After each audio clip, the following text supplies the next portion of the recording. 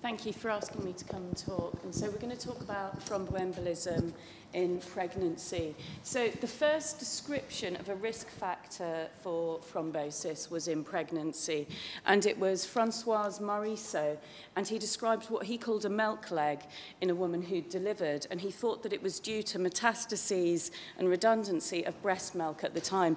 So really this is one of our first ever descriptions of venous thrombosis, and it was in pregnancy in 1718. And if anyone has a copy of this book, it's worth about £8,000. I haven't found one yet. So, thromboembolism. So basically, when you form a thrombosis in your vein, you have a mesh of fibrin and red cells, and it usually originates in an area where there's very sluggish blood flow, and then this clot grows whilst it's fresh, and it can propagate. So it's growing through the valves and extending, and then it's at risk of breaking, and then parts of the clot are able to embolize off and form pulmonary emboli. So when you develop a clot in your leg, you may develop symptoms and signs, as people have already talked about today. So pain in the leg, tenderness, swelling, warmth, discoloration, lower abdominal pain, and changes in temperature. You may then go on to develop pulmonary emboli and develop symptoms of chest pain, shortness of breath. You may cough up blood, your pulse may fasten, and you may have raised jugular venous pressure when a doctor examines you, and there may be signs when they're listening to your chest. When we look at the incidence of venous thrombosis in pregnancy, in the early 20th century, there were 8 per 1,000 thrombosis in pregnancy, and a third of these were fatal. Moving on to where we are currently, there are 1 to 2 per 1,000 pregnancies that are associated with a venous thromboembolism. And in this case, now where we are is we have about 1 per 100,000 births associated with a fatal thrombosis. So much less, but still occurring. Every 3 years, we have a report in the UK, and this is very similar to reports in other countries, where they investigate and examine every single maternal death. And the most recent report was in 2014. When we look at this report, there were 10 per 100,000 births where women died as a result of pregnancy, either directly or indirectly. And there were at least 1 in 100,000 deaths of women due to thromboembolism related to birth. When we look at the overall data with regards to maternal death, there's been a constant decline. So we've gone down to 82 maternal deaths in the UK recorded. And when we look at the deaths due to thrombosis, there was a definite decline noted between the years of 2003 to 5 and 2006 to 2008, with almost a 50% fall in rates of thrombosis from 41 to 18.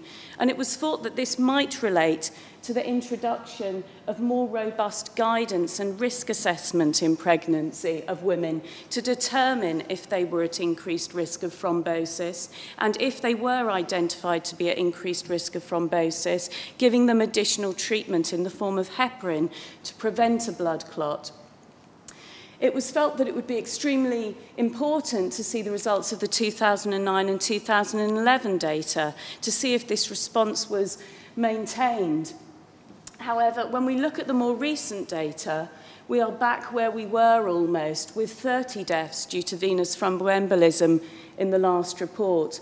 We don't, as of yet, have the detail of those women who had pulmonary embolisms that were fatal in those pregnancies, and later this year we will, and we will be able to examine and consider why the rate has not persistently fallen with the introduction of the RCOG guidance. It may be that we have a difference in our population. We have growing rates of obesity, which are major risk factors for thrombosis. It may be after the original implementation of this guideline that the awareness and the use of these risk assessment tools has fallen off, or implementation has not been as successful as at first thought. So we will await these results, and then we'll be able to consider further why these rates don't continue to fall.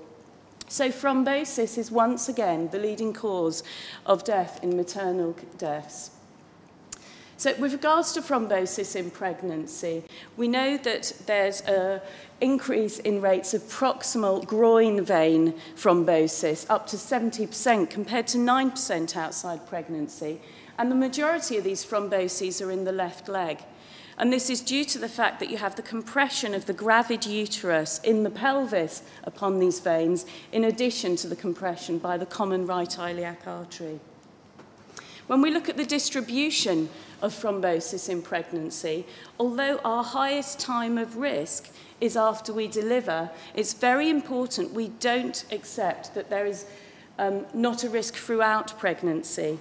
If we look at antenatal thromboses, they are distributed through the first trimester, the second trimester, and the third trimester. And there is almost a bimodal appearance, with the majority being in the third trimester or the first trimester. As we look at the risk, it increases, though, throughout pregnancy. So your highest point of risk of a thrombosis related to pregnancy is in the postpartum phase. And for the shortest period of time, you have the highest risk of a clot. But saying that, we know that 10% of thrombosis in pregnancy occur in the first trimester. So a very important point when we are looking at these risk assessments, how early in pregnancy we actually assess women with regards to risk of thrombosis. We also know that 50% of thrombosis are antepartum and 50% are postpartum. The relative risk of a thrombosis prior to delivery is 5-fold and can be up to 60 times higher in the postpartum period. And for the remaining 6 weeks after we deliver, the risk remains high.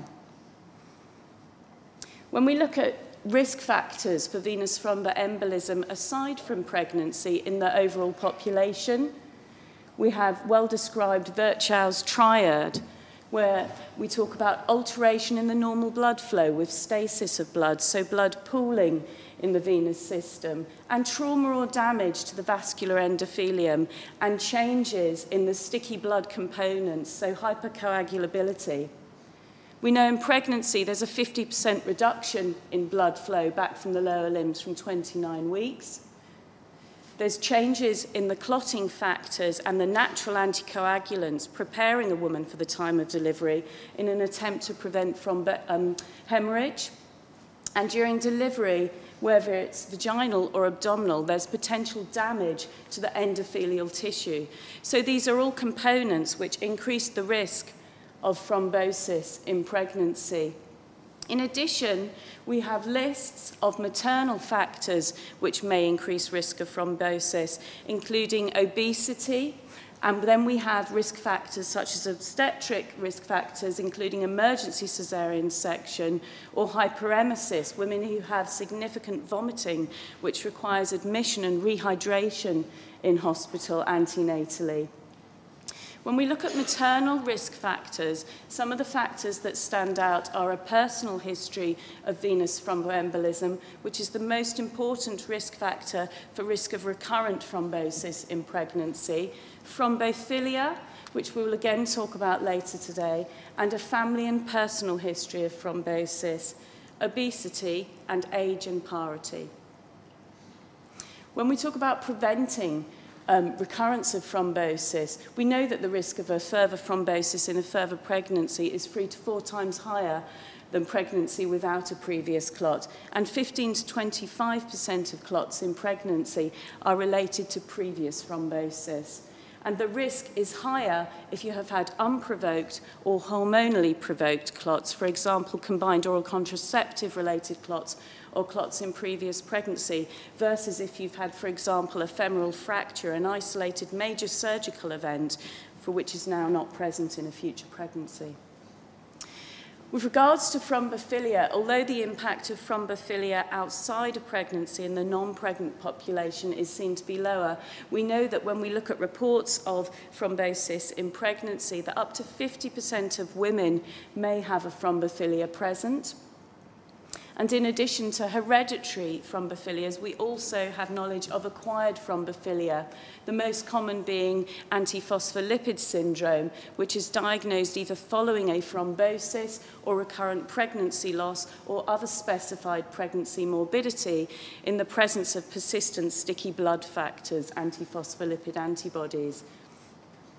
With regards to obesity, obesity is linked globally with venous thrombosis, and rates of obesity are increasing. And when the UK Obstetric Surveillance Survey looked at pulmonary embolisms in pregnancy and postpartum, obesity and multiparity were the two main risk factors identified. The previous confidential inquiry, for which we have the full results of the women who had pulmonary embolism from 2006 to 2008, in which 18 women died, showed obesity again as the main risk factor. 14 women were overweight, 11 were obese, and 3 had a BMI of over 40. And these women should all be identified with regards to this risk factor early in pregnancy, like any other woman, and we should be scoring the risk of these women for thrombosis and actively treating them. With regards to age, we know that age is a risk factor for thrombosis for both men and women, and from the age of 35, pregnant women, the risk of thrombosis increases, and it is much more of an issue in the puerperium, in the postpartum phase. With regards to specific pregnancy-related events, we need to be thinking about pregnancies in a modern era. So we have preconceptual issues with regards to in vitro fertilization and hormone stimulation. So are these women being risk assessed by the professionals who are reviewing them with regards to IVF therapy outside of pregnancy, prior to pregnancy? During pregnancy, complications of pregnancy, so we've mentioned hyperemesis and complications such as preeclampsia, all can increase the risk of thrombosis. And then the mode of delivery and whether women have significant blood loss. We know that with regards to mode of delivery, the safest mode of delivery with the least risk of thrombosis is a vaginal delivery. The risk doubles for an elective caesarean section and then doubles again for an emergency caesarean section. So we know what these risks are.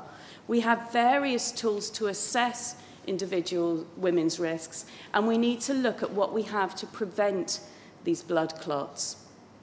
So we have mechanical devices by way of preventing blood clots, which include graduated compression stockings and intermittent pneumatic cuff devices, which increase venous return and prevent stasis of blood.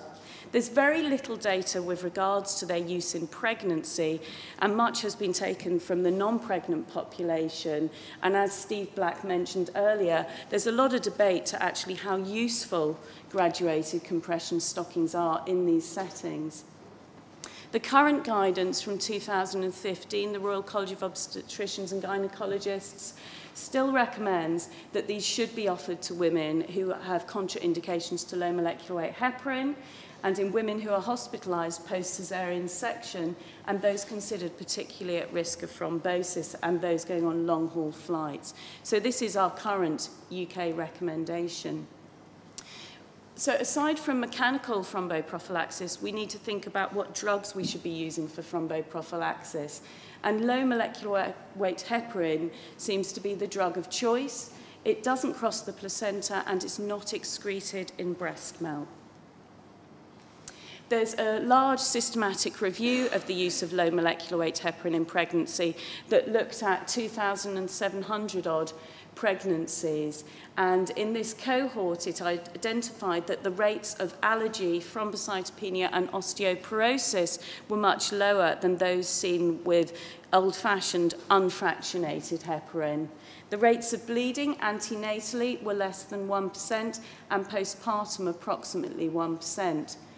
And it was noted that the rates of recurrence were low. So if women had had a previous thrombosis and then they were given heparin in their subsequent pregnancy, only 2 out of the 174 in the review developed a further thrombosis. The problems with pharmacological thromboprophylaxis. So with low molecular weight heparin, this requires self-injection, which may be uncomfortable, or people may have concerns or phobias with regards to injecting, and also fitting it into their daily routine. We've definitely worked with women in the obstetric haematology service who do have actual needle phobias and enabled them to inject when required. And I think it just shows that if you do have an individual approach for patients and provide support, that this can be beneficial to support women when it is seen as a clear indication that they may benefit.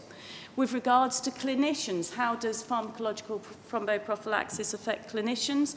They need to get their timing right when they're thinking about the timing of epidurals when women are in labour, and therefore women who are on thromboprophylaxis and they think they're going into labour, one of the most important things to say when you're planning you're going into hospital, you think you're in labour, is not to take your injection before you arrive in hospital, so you will be able to have whatever you require with regards to timing. So the most recent RCOG guidelines published in April 2015 reiterate the need to perform a formal risk assessment either prenatally and antenatally and postnatally, and as risk changes or if women are admitted to hospital, their risk should be reassessed as to whether they require low molecular weight heparin to prevent a thrombosis according to their risk.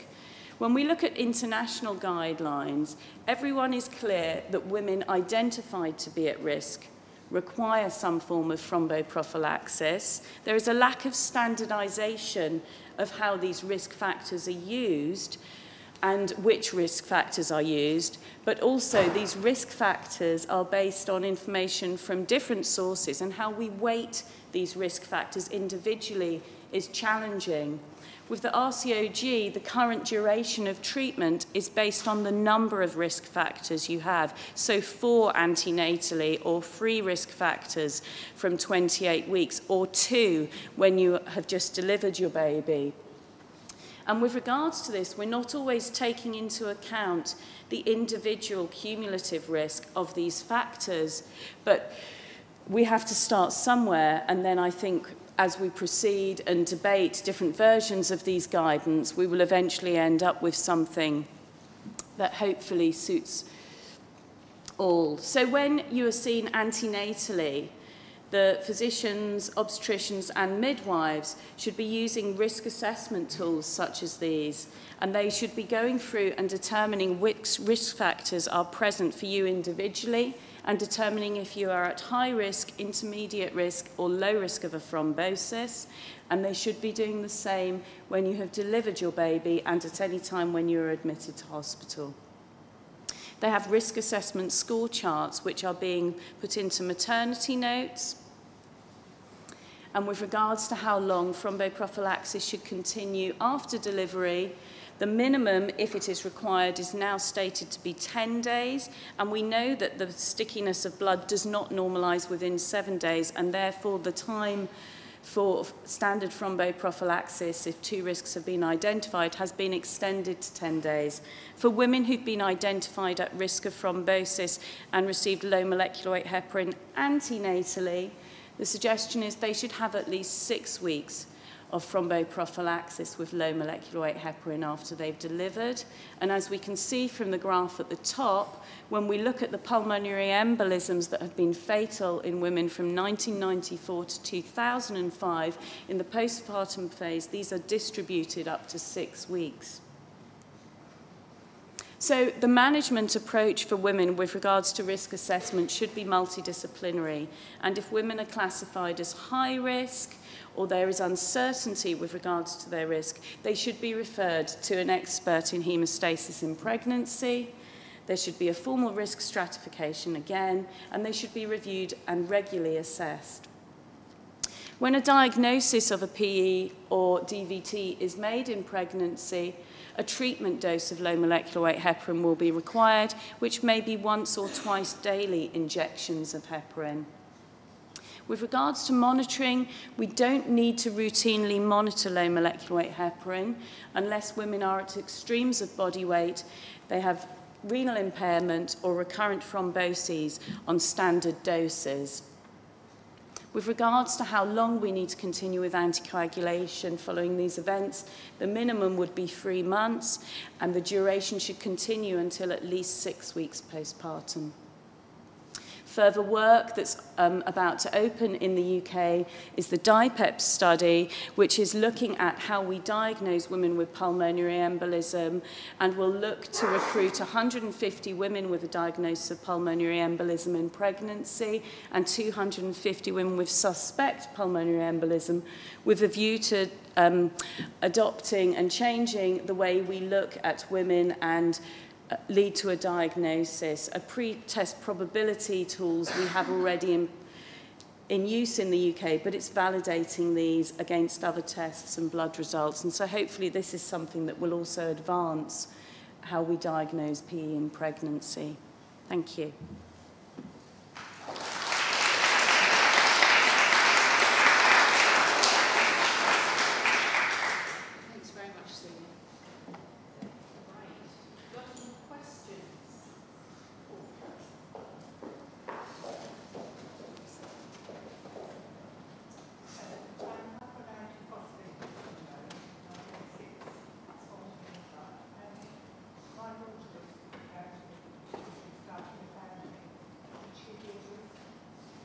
So when we see women who have antiphospholipid syndrome in the antiphospholipid clinic and they ask about relative screening, we do try to reassure that it is rare to have familial cases of antiphospholipid syndrome, but not impossible.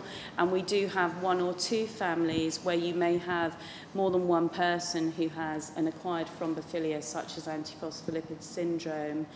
I think in the absence of other relatives, additionally having had thromboses or recurrent pregnancy losses, it's not something we would usually advise that you would screen other family members for antiphospholipid syndrome. It's more unlikely than likely. I had a bilateral pulmonary embolism 5 years ago. And they haven't found a reason why I got it. It was completely spontaneous. They suspect it could have been the pill, but I'd been on the pill for 10 years. I unfortunately recently had a miscarriage, and I had been put on Fragmin as soon as I got my positive pregnancy test. But I do have concerns because how often I would be screened throughout the pregnancy, because I know that I am high risk. And I've just been told that because I'm on heparin, that actually I wouldn't get I'd be referred to a consultant hematologist, but I wouldn't get a huge amount more because the heparin should sort of solve that problem, and I wouldn't get necessarily seen. But I think, as Francesca sort of said, the psychological impact is huge, and I found my early pregnancy quite stressful anyway, without going through that process. And as you've identified, that you're more at risk postpartum anyway. And I just wondered, how often should you push to be screened? Because hopefully I will get pregnant again in the future. So I think we know if you've had a previous thrombosis, you are at risk of recurrent thrombosis in pregnancy. And we need to make sure that you have available to you heparin that is the right weight appropriate dose for your body weight range to prevent a recurrent thrombosis in pregnancy. And we need to be aware that you had bilateral pulmonary embolism, so a significant event, and I think it would be very reasonable for you to be seen intermittently in pregnancy by a hematologist or an expert in hemostasis in pregnancy. And if you have symptoms outside of those appointment times, it's very important that you seek medical advice, either through that person or through the emergency route. I think it's very important we listen to patients when they have symptoms and you're already flagged up as someone at increased risk. And the other thing I think to say is, however frequent someone follows you up, you're not going to have your PE when you're seeing them. And if you are going to have another event, any symptoms or suggestions are the times when you should be seeking additional support, and you should be supported. And I think with regards to miscarriage and use of heparin in pregnancy to prevent your thrombosis, you need to be clear in the understanding there is no risk to your future pregnancies due to the fact that you are taking thromboprophylaxis. I guess my issue was I had no symptoms whatsoever. I had no symptoms at all. I was walking around with bilateral Ps for nearly a month with no symptoms whatsoever. So I guess that adds to the stress, because I had a DVT, but I just had a slight ache, which I thought was from a Pilates class. So there was nothing. There was no increased size of my leg, no discoloration, which obviously adds to that stress. Sue, we've been treating ladies like you through pregnancy for years. I've been doing it for 20 years, and I know if I gave you a good dose of low molecular weight heparin, such as Fragmin, and you took it every day, the chances of you having a recurrent clot are teeny weeny, if that's any reassurance to you. Yeah.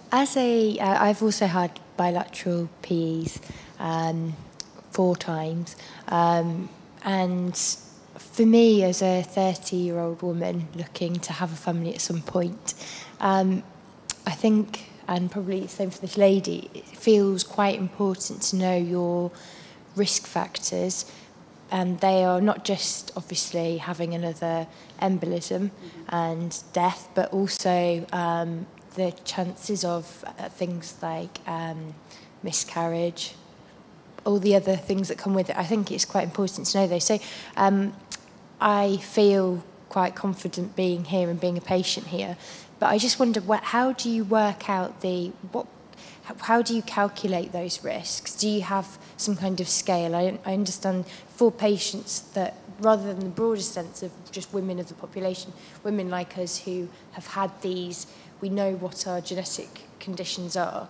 How do you work those out? I think it's very difficult, and there's not international agreement on a lot of risks with regards to miscarriage. We know that miscarriage is very common in the population in the absence of previous thrombosis or a known hereditary thrombophilia. And I think the important thing is that if you are having recurrent episodes of miscarriage, that you do seek out an expert who reviews women if you've had hematological issues with thrombosis. You know, your GPs do need to be referring you to be individually reviewed and screened and assessed, basically, to determine what is best for you. Okay.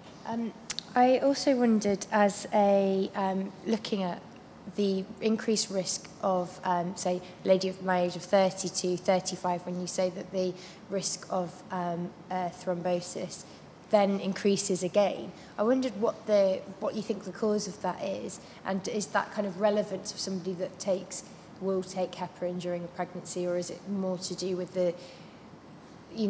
taking it from a general population? I think when they look at a cohort over 35, they are probably not generally as fit as a cohort under 35. And I think if you have a history of a thrombosis and you are managing all your other risk factors and maintaining good health, the fact that you are on, you would be receiving thromboprophylaxis with heparin in pregnancy, would be very reassuring. And I think, the risk does increase with age, but if you're managing your other risk factors and you're on heparin, you're very unlikely again to have a blood clot in pregnancy. 174 women who received low molecular weight heparin, only 2 had a recurrent event in one of the papers. So I think it's very unlikely. Your blood gets more sticky as you get older. So as a child, you have very runny blood. As soon as you hit your teenage years, blood changes and it gets more sticky.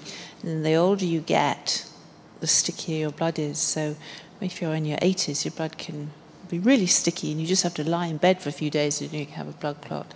So that's part of it. And the other problem with women over 35 is they tend to have other problems as well. And obesity is a big problem these days, isn't it? So we see a lot of really rather large ladies too. So.